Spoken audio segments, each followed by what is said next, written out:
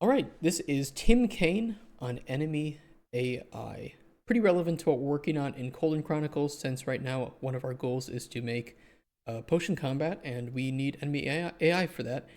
And we're doing a lot of design work to determine what we want our enemies to look like. So let's see what Tim has to say about enemy AI. Hi, everyone. It's me, Hey, Tim. Tim. Today I want to talk about enemy AI. Yeah. And this is to answer a question from Driver3899 who asked, any chance you could talk a little bit about how you approach thinking about enemy AI? Is there a sweet spot between too complex and too simple in terms of behavior? Yes. Can you accidentally make enemies too smart for players? Or is Yes. the performance hit the limiting factor? And how complex you can make their behaviors? What That's a fantastic. Yeah. So I've done a little bit of AI design for a couple games. And yeah, I mean those are fantastic questions. You absolutely can make enemies too smart for the player. In fact, slightly dumb enemies, or for some games, are more enjoyable than really intelligent enemies. Right? You need enemies to make mistakes and have openings. I mean, think of Elden Ring. Right? Elden Ring is a game all about fighting and bossing and killing things. You need enemies to have those openings where they perform that attack, and then they're just either like exhausted, or they have the opportunity for the player to actually get a couple hits in, right? That's part of the pacing of a fight. So yeah, making enemy AI too smart is actually going against oftentimes what you want for the players to experience. It's a very difficult art, and one that takes a lot of years to master. Great questions though. are the most important things to keep in mind when designing the enemy AI? Okay, those are all really good questions, Yes. and I'm going to try to hit them all, but I'm not going to try to go in order because I want to start with the last one first. Okay. And then, in the context of answering that, I think I'll hit all the other ones. But I've been doing AI. I trained in AI. That's what my True. graduate degree was in. I was working on a PhD in it. So I think about AI a lot. And I think in terms of game AI, there's probably four important traits that you want to keep in mind that you want in any enemy AI that you're going to code. Okay.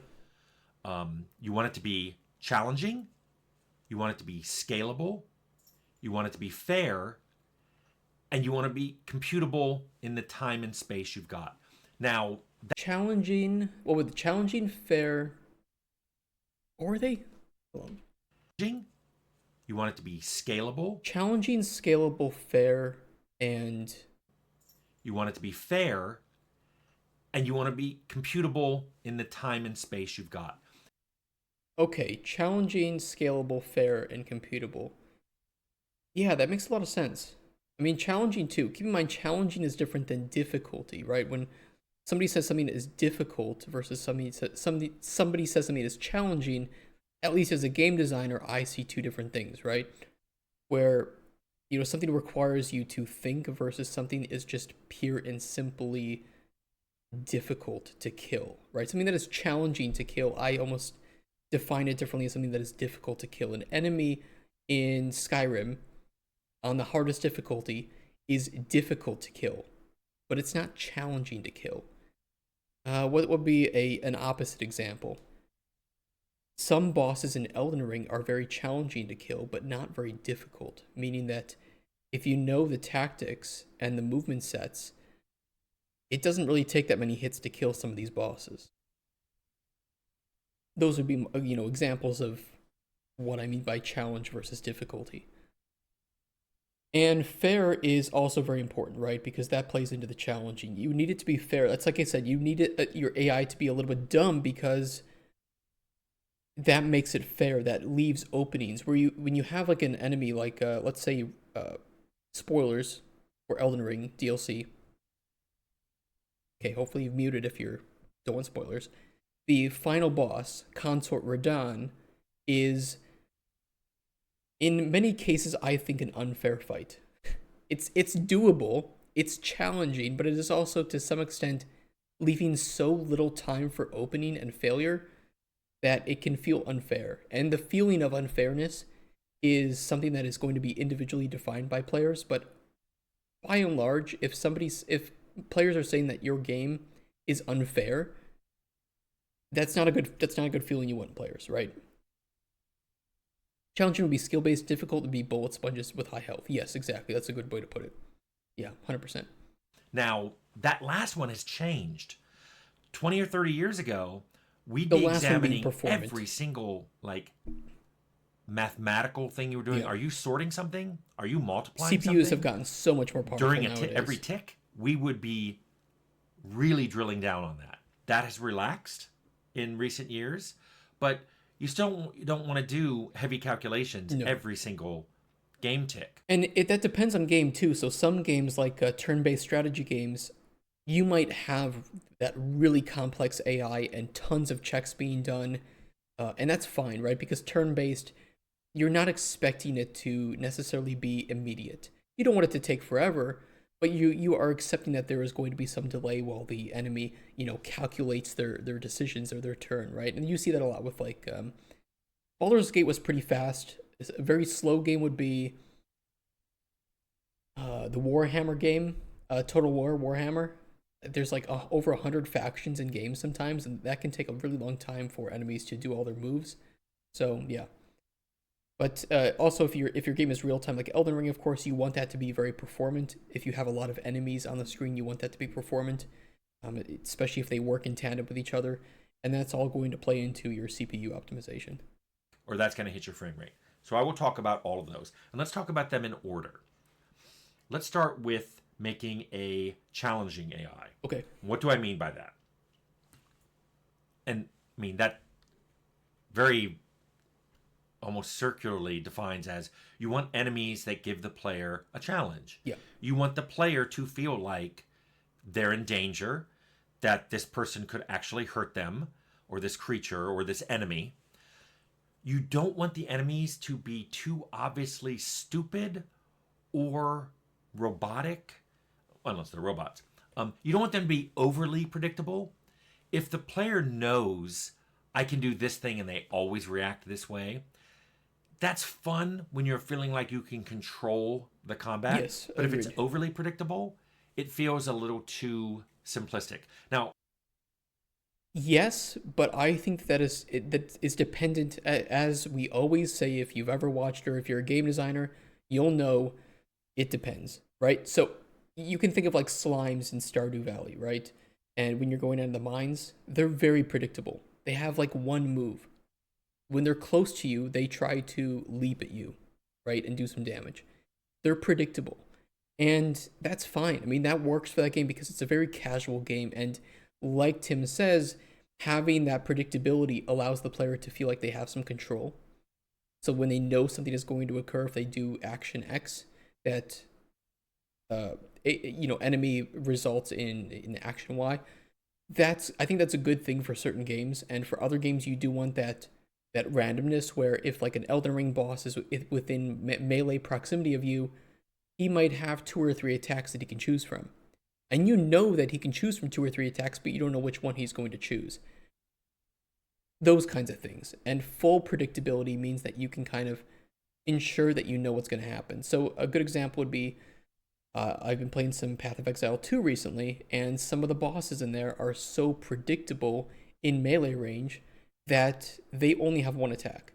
And so I can just get a shot in, roll behind them, get a shot in. By the time they turn around and do their attack, roll behind them, do another attack, and I can just keep repeating that cycle. And to me, that's not challenging as much as it is requiring me to manage my movement, which, it's kind of boring. So having some level of unpredictability does enable me to have to think and have to determine where is the best place to stand, what is the best place to do, how many attacks can I get in before he might launch another attack. like I said, some predictability is good. It Yes. makes the player feel smart. Yes. It makes the player feel like they have more control. But that's something that should come with abilities they get. If enemies are always predictable, no matter what the player level is or what abilities they have, then it may be too simple of an AI. I disagree. I think that it depends on game, right? Elden Ring is a game that is fully mechanical. And most Souls games are like that, right? Where they're games where if you learn the move sets of enemies, you can avoid all damage. But that doesn't mean that the games are easy. It doesn't mean that the challenges aren't challenging, the bosses aren't challenging. It means that it is a game that is based on failure, trial, and error. So failure, knowledge, and learning how to time things, right? So it's very much a skill and knowledge based game as opposed to a game where your DPS is actually an important factor. It isn't. Your skill and your knowledge is the primary hindrance to you doing well in Elden Ring boss fights. That's it. So I think it depends on game, and it depends on what you're trying to achieve with your enemies and your fighting. If it is a game where it's meant to be a bit of a DPS race, uh, you are going to have that. But if it's a game where it's entirely learnable, then I think that that predictability is kind of built into the foundation of the combat design. And both can work. Like we've said before, there is really no design decision that can't work for a game. There are just a lot of design decisions that won't work for your game. Probably the most important thing for an enemy AI to feel challenging is they should have some chance to kill the player, especially if the player is not paying attention to them and is leaving them basically unchecked. Yes. They should have a chance to kill the player.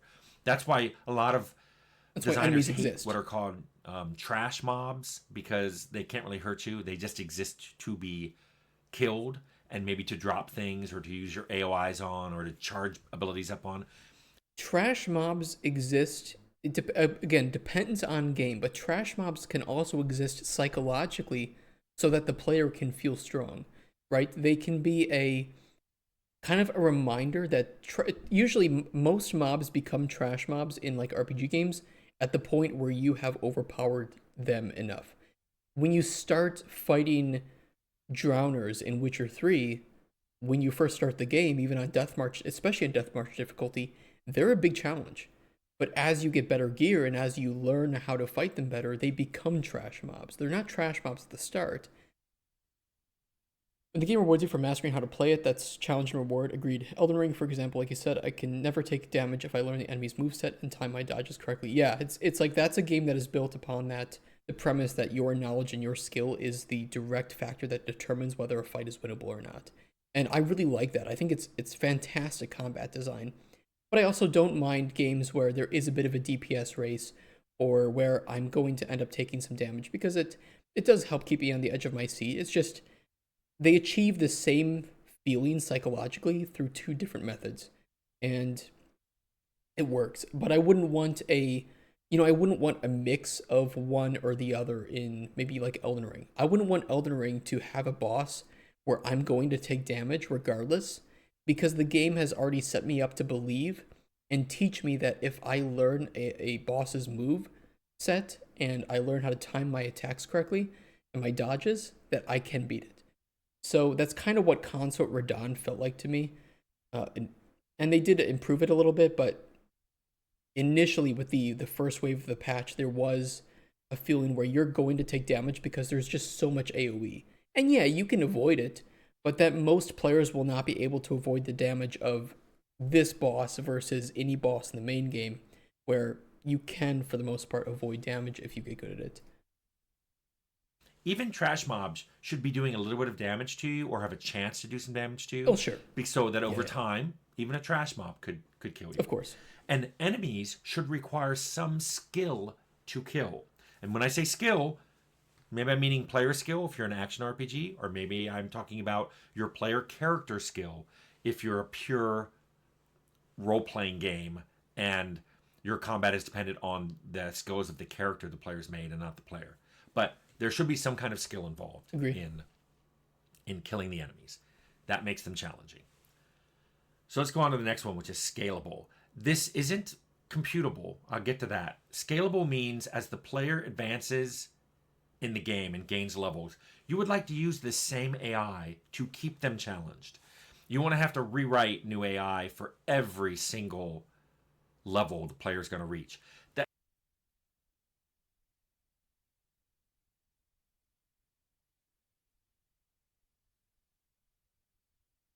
I get what he's saying, but it depends.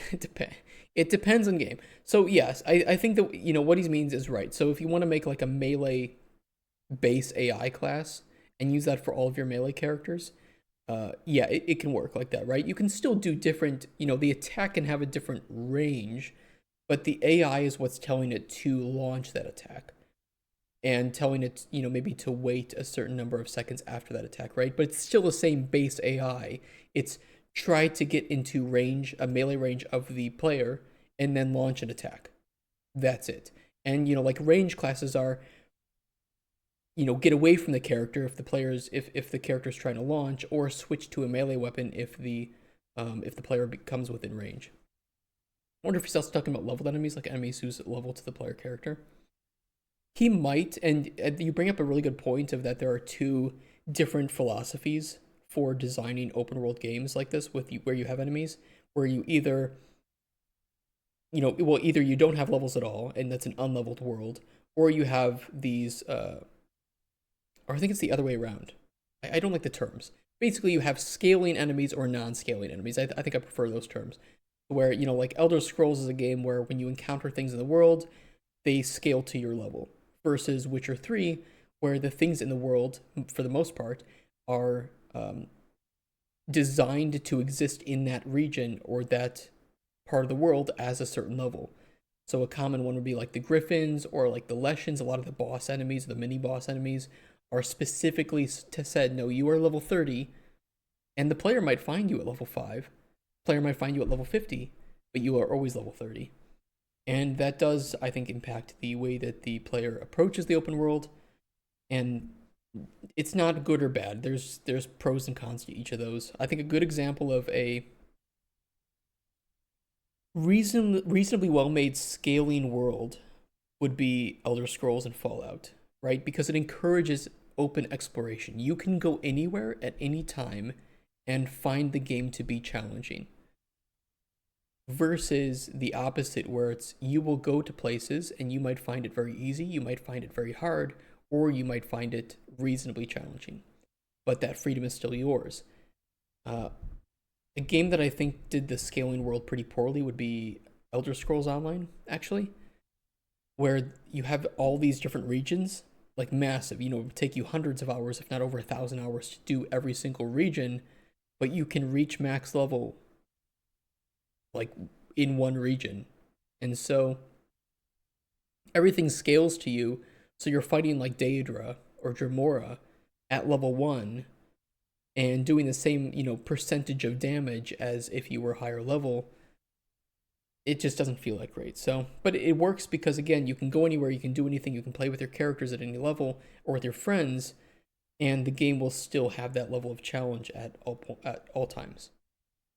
That I do understand that sometimes bosses get their own AI because their Yes, true. bosses tend to be unique, have unique abilities, be on a stage, a level that you've controlled and you've even designed to be an interesting combat Yeah. for the player to have with this boss. So yeah, they may get their own AI. But I'm just talking about in general, you don't have to go and rewrite AI like, oh, this is the AI we use when the player's level 1. This is the AI we use when he's 5. This is the player level we use when she gets to 10. You just don't want to do that. Yes. So Though you what I could. like to do is think that the AI is that you write is versatile enough that you can add a new attack to their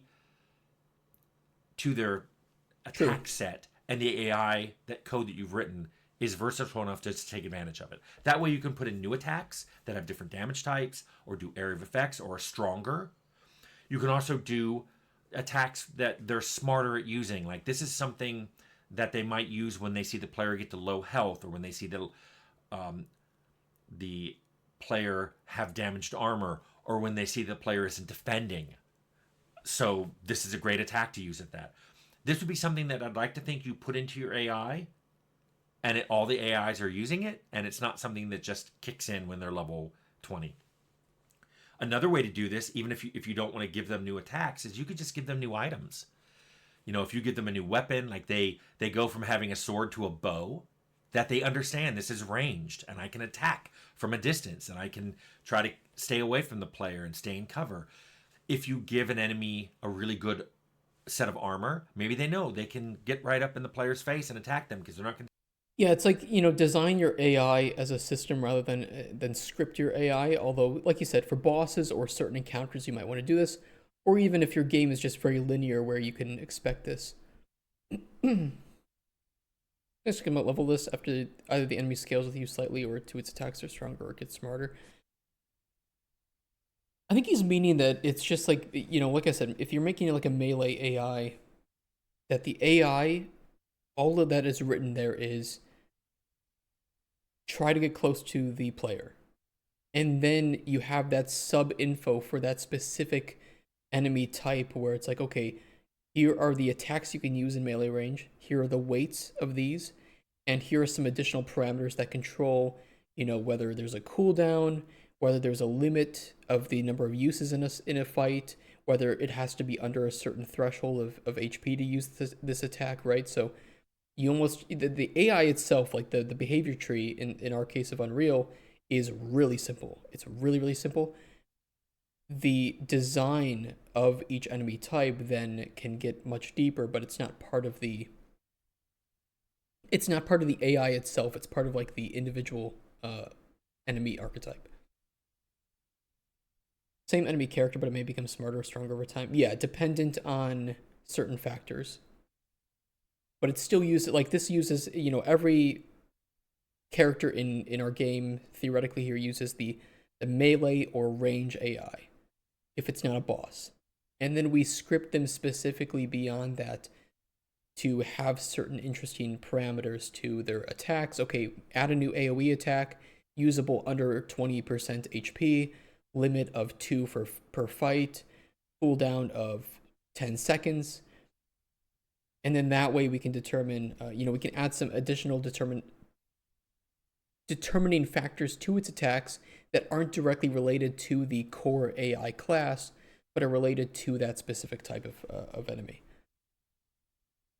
And yeah, I think that's the right way to design it. Take as much damage because this armor has a high DR. Or maybe they're using a shield. They suddenly have a shield and they know I can use this to block attacks, and they start doing it. Yeah, This is all stuff. If your AI is versatile enough, it will suddenly be scalable just because you've given new items to. exactly. You can just say, okay, well, you know, every enemy has access to like a core set of basic, skills, right? Like the block skill. But that block skill has a requirement of having a shield. So it's just not going to be counted as part of the calculations for most enemies if they don't have a shield. It's just not there. But the moment we can give Skeleton a shield, now that is factored into the equations for its AI, right? To the enemies. Now, it may be that they are suddenly taking advantage of new AI routines. You may have AI routines in there for taking cover or for joining together and doing group attacks. Yeah, like setting, again, like it's a melee or ranged character, but you're setting like aggression parameters. Okay, maybe it's under 20% health. The melee character in this case is going to run away. But we can always just remove that parameter. And again, it doesn't affect the core of the AI. It affects how that character reacts with it, the core AI class. Maybe I'm explaining it really poorly, but you code one base AI, melee AI class to handle all of these different scenarios, and then you set up those scenarios either in the game or the enemy subtypes.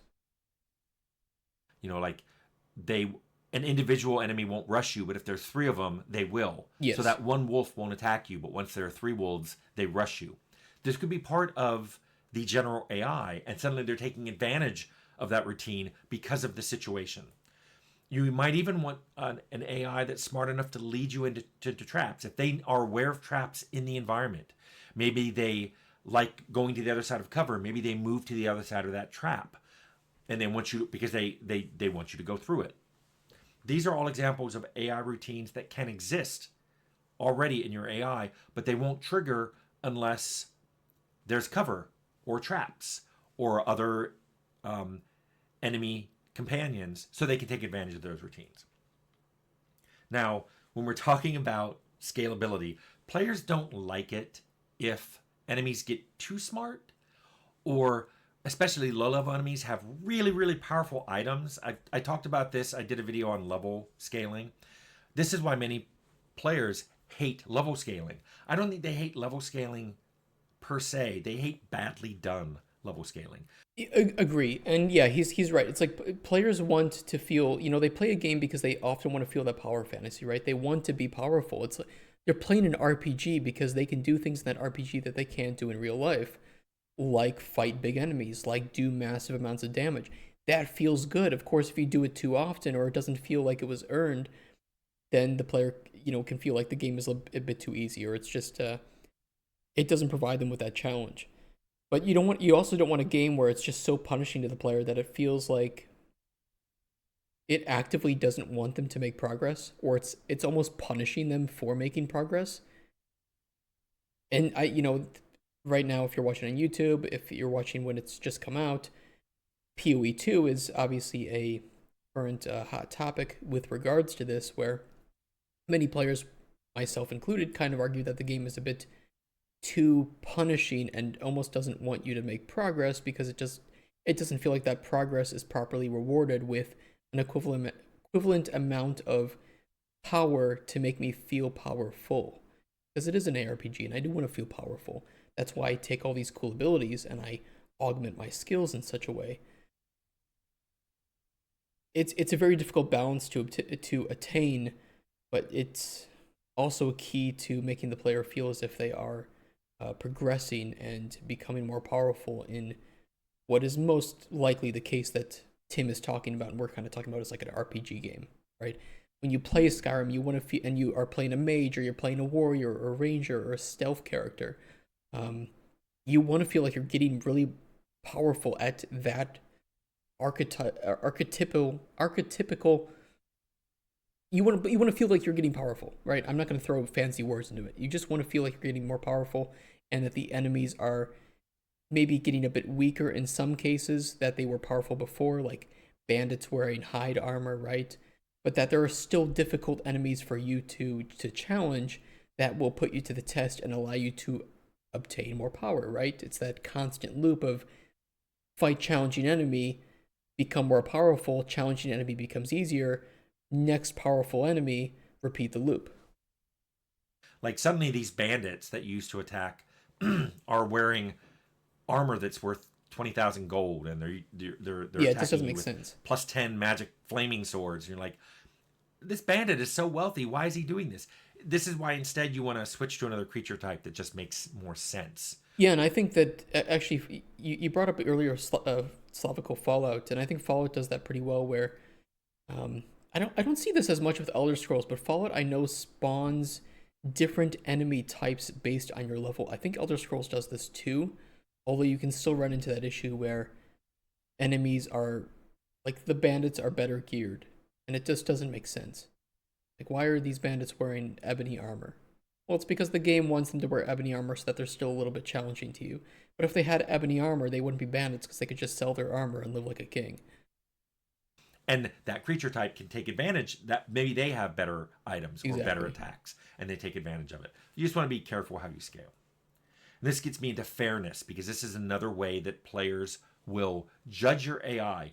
Do they think it's being fair? And by that, they mean, is it not cheating? And I really mean it's not obviously cheating. Yeah, exactly. Because there are some cases I think that you can see this sometimes in Souls games where there's common terms that players use that I think are very good, are like input reading. And I mean, that's the core one, right? It's input reading. So it's like when you are standing there facing off the enemy with your sword, and then you drink a potion, and that's when the enemy attacks. And it's like, okay, it makes sense. It's smart. That's the right thing to do at that moment. But also, you have to remember it's a game, and this is the player's opportunity to to actually restore health. You can't punish the player every time they want to restore health. You can't do it. It's just not fun. Like, that's not fair. Even though it's realistic, it is not fair. The player needs to succeed at this challenge. It can't be that this enemy is always stronger and knows exactly what the player is doing when the player is doing it.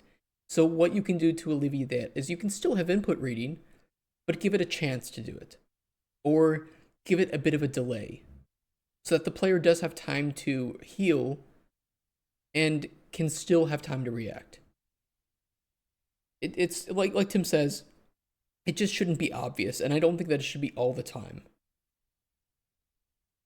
Yeah, like Mirelurks, for example, based on your level, you may fight the little baby bugs, soft shell Mirelurks, regular Mirelurks, kings and queens. Exactly, yeah. Flip side, the player learns to sip potions during the enemy's attack animation, which encourages the player to deliberately learn bosses' movesets. That's true.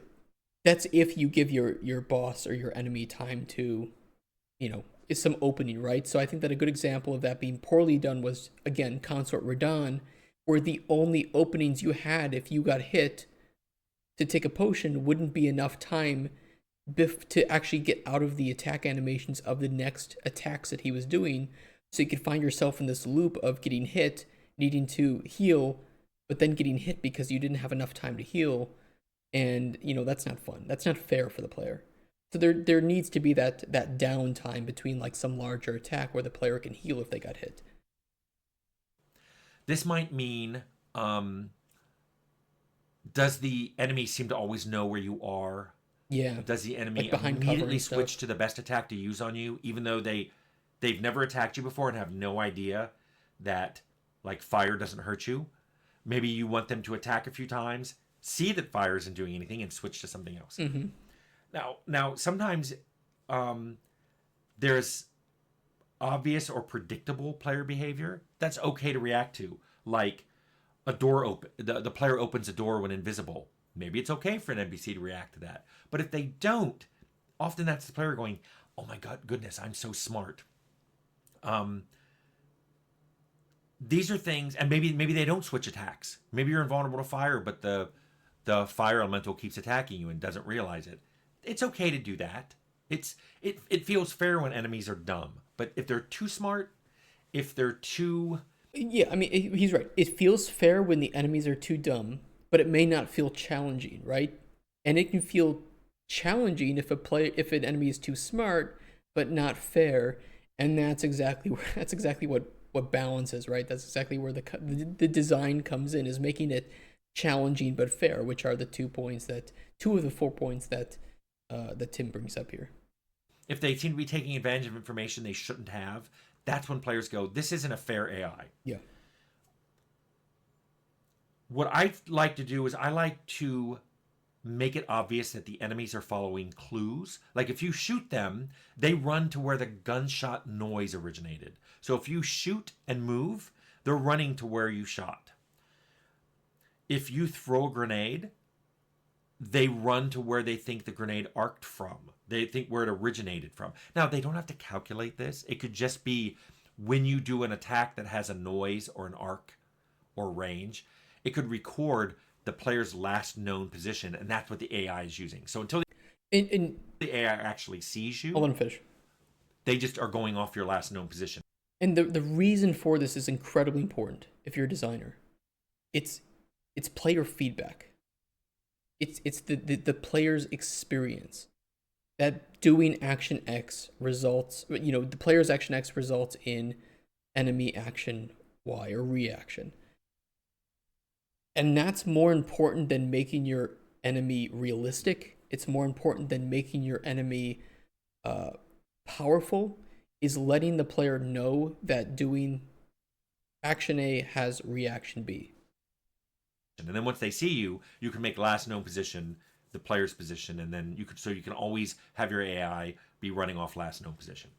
Confusing and complex is not necessarily good. In fact, oftentimes simple and understandable results in more fun, and sometimes more of a challenge, right? Especially if your enemy is a bit of a puzzle to solve, right? The puzzle to solve needs to have the breadcrumbs and the clues on how to solve the puzzle.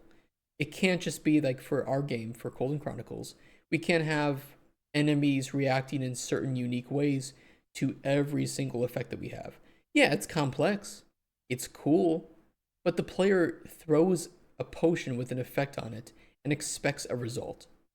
And if they don't get the result that they expect, Now the game has taught them that their expectations of what makes sense are not the reality.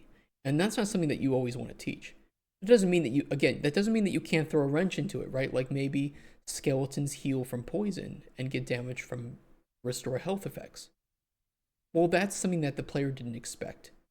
But that's one small thing for that enemy. And now the player can think, okay, yep, I'm fighting skeletons. I need to remember poison heals them, healing hurts them.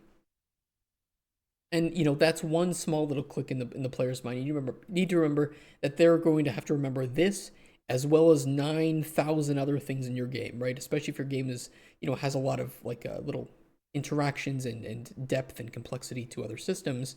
That sometimes just remembering that one thing is more than enough. Don't go deeper than that. That makes it, by the way, easy to calculate, which I'll get to in a second. All I want to say here about fairness is the appearance of fairness is way more important than being fair. Exactly. Exactly. Exactly. It's you can design something that you think is fair, that you think is realistic, and you think, okay, people who like realism will like my game because I made this realistic. Well, no, not really. That does not necessarily mean that way. Huge Cookie. Yeah, I did see all the updates to PoE 2. Huge Cookie. They're very good stuff. Sometimes it's expensive to calculate something, so you can cheat and just have the enemy know it, but wait to do that until there's something where the player could think, oh, they figured out where I must be. If there's only one cover in this entire barren area and the NPC gets shot, there's probably only one place that you can be.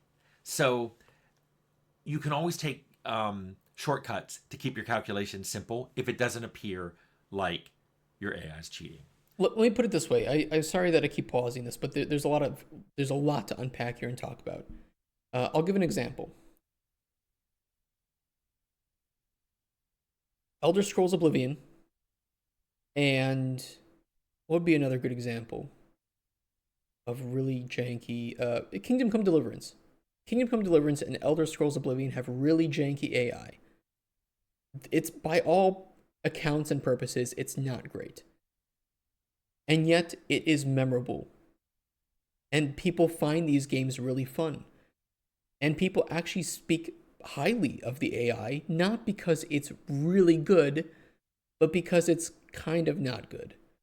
It's memorable, it's fun, it allows the player to abuse it, and in a lot of cases, more players will enjoy that. And again, it depends on audience, it depends on game, but at least for the audiences of these games, players enjoy this more than if the AI was unfair, right? So it's sometimes easier, which sounds weird, but it makes sense, that to design AI that is slightly janky and stupid and have a better player experience than work really, really hard to make the best feeling AI that you can. Even if that's the ideal, it's really hard to reach that. And if you do that just a little bit poorly, you end up with AI that is probably a bit buggy and unfair, and that results in a worse player experience.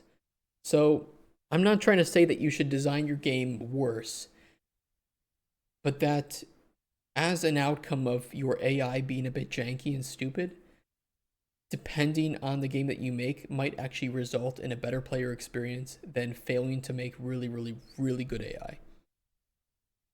It's one of those kind of what's the word for it?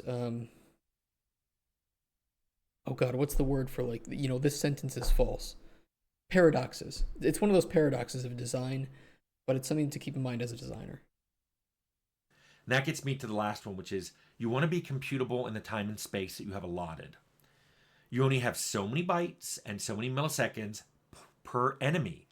That has gotten bigger lately, but it doesn't mean you should do complex sorts and complex calculations every tick, especially on ones that don't change. Yes. This is where sometimes what I would do is once an enemy does a complex calculation, I either put a cooldown on it so they won't do it again for 200, 300, 500 milliseconds, or you mark it as calculated, and until some sub underlying factor changes and marks it as dirty, they keep using that calculation until it's Yeah, like viable cover, right? So unless an enemy, like an enemy or the player gets behind new cover, or cover gets destroyed and can, and make that trigger, they don't need to be updating viable cover every tick, right?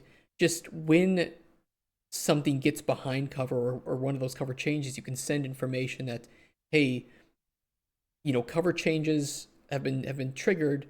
So next time you perform a check of your senses, you need to recalculate cover, and until that's the really dirty good for flag gets optimization. put on it. Yeah. Like they think they know where the player is.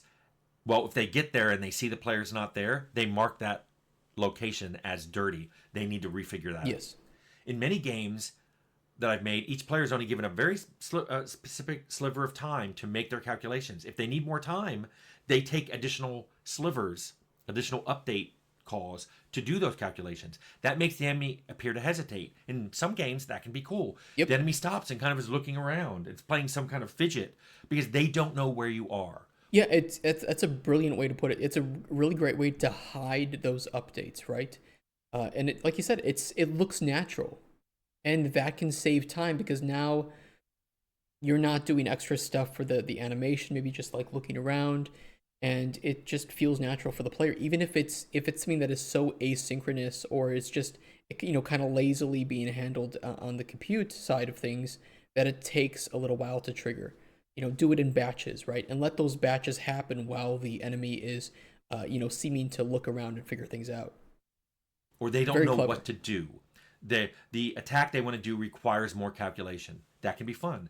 In Arcanum, and I talked about that, and I'll link it below. When we did their AI, um, we only asked enemies within a certain distance to the player what to do. More specifically, every enemy in combat had a heartbeat that ticked every so often, and that heartbeat was proportional to the distance they were from the player. So enemies that were right up in the player and attacking him got very rapid heartbeats. They got a lot more updates to figure out their AI. One That's cool. That's a really cool way to handle it. That's really cool. That's something to think about. that were distant got less. Ones that were really far away, maybe not even in the same sector, maybe their heartbeat was suspended altogether. This let us do things in Arcanum because we did not have very fast CPUs in the 90s. This is something you can do. One way that a lot of enemy AIs are simplified is they use predetermined attack plans. So an enemy with a bow may have a pre-baked attack plan. This is what they do. They wait until they're attacked, then they shoot their arrow at the person who's attacking them. They Yeah, let me just read Slavko. You said you like that essentially give priority to certain AIs who actually need it. Wonder if that could be implemented in UE. Yeah, I think it absolutely could be. It also makes me think too that how in like fighting movies, you'll often it's kind of noticeable if you know what if you're looking for it, but you'll see like the main character is surrounded by five enemies, but only being attacked by one at a time, or one to two at a time. Um, you also see this in games too. Like Uncharted has a lot of fist fighting. You see that a lot in Uncharted, or the Arkham, the Arkham games, the Batman games, have the same thing. And it's just that the average person's reaction time, because you're not a fighter, you're not like a trained street fighter who's going to take on 10 enemies, is not good enough to handle thinking about 10 enemies at the same time. So you limit the number of focuses to one to two, because that's just more fun and fair for the player and gives them time to actually react and perform those combos. And it makes sense that it's like those enemies that are closer to the player in most games cases are going to be the ones that are um, the most threatening for the player. And so, make them the most threatening actually by increasing their AI ticks, and have that. Did you take a shower? Yeah, I take a shower every day. Do I not look like it? Do I look shiny? If I look shiny, it's because I use a face cream that makes me look shiny. they may try to get cover. Maybe that's something they do at a higher level. They may try to use a defend if they have some way of defending. If they run out of arrows, they're switched to attack type 2, which may be a dagger or a sword. But this is all part of an attack plan that's pre-scripted, that's Yeah. pre-generated for them. This makes them a little more predictable because once you know, you know, like they're going to shoot me for a while. When they run out of arrows, they're going to switch to their sword. But again, that may make the player feel smart when he gets them to waste arrows. Maybe they use mirror image or illusion. They get them to Exactly. It's part, again, it's part of the puzzle of combat. waste their arrows. Now, another thing you can do to make things more calculatable is AIs don't really look around for enemies. They don't really hear things. They can make a call and get the player's position immediately. So the idea is, like I said, use what they think the player's last known position is, where the player was standing when they made noise, when they shot, when they threw a grenade, and until the player is within a particular range and has direct line of sight, that's when the last known position and the player's position are the same. An easy way to do this is make NPCs react off taking damage. So if you damage them, you go on their enemy list, and your location when you damage them is the last known position. I talked about this too, where enemies may maintain a list of people who's hurt them and a sum total of what they've done. And then when one enemy has hurt them more than another, maybe beyond a certain threshold, like 20% more, they switch. And when they switch, maybe you put a cooldown. So once I switch targets, I can't switch targets again Yeah. for another few seconds. Yeah. These are all things you can do to not only make them look a little smarter or a little more predictable, but also to reduce computations. Once they switch targets, you stop doing retargeting calculations for a few seconds. Sometimes, too, you want to put randomness in your calculations. So they don't run to the player, they run near the player. They don't shoot always exactly at the player, they shoot near the player. This can make lower level enemies, they're shooting at you, but they're not hitting you as often. That just makes them seem like they're doing something, and it seems like a smart thing to do, but you're not taking as much damage. And then as they go up a level, the randomness range gets pulled in, and now they start running way closer to where you are, and they start shooting right where you are. Yeah, and it makes sense, in a lot of cases, just because of the, they're low level characters. They're like, low level bandits. They don't know how to shoot. It makes sense in like the lore of the game too, and it also gives the player at the start of the game a bit of a helping hand, that they're not being shoved right up against, Navy SEAL snipers.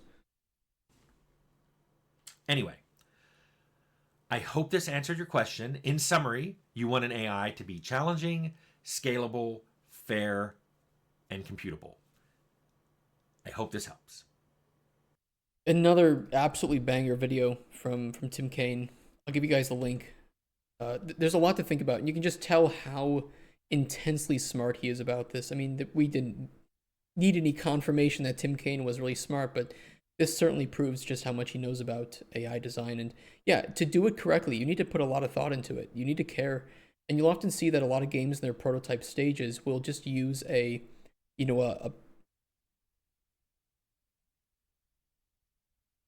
white box or gray box level to test AI. It's just gonna be something like this, right? Because you don't need anything more special than this. You have your stairs, you have your cover, you have distance that the player might use to determine, or the AI might use to determine sounds and to make visual connections.